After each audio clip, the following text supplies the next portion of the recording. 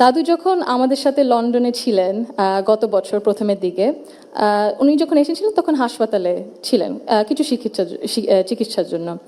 ওখানে বিভিন্ন ধরনের বিভিন্ন দেশ থেকে নার্স ছিল, ডাক্তার ছিলেন, এবং একটি নার্স ছিলেন নাইজেরিয়া থেকে, নাইজেরিয়া ওয়েস্ট আফ্রিকাতে।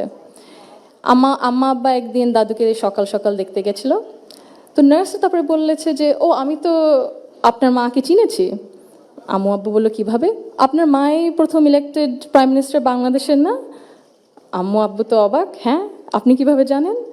তো নার্স তারপরে বললো যে, আপনাদের যে উনি যে এত কিছু করেছেন এই মেয়েদের শিক্ষার জন্য, specially primary education, food for education, cash for education, এগুলো আমাদের সরকার ওই 35-30 বছর আগে দেখে ইমপ্লিমেন্ট করেছিল।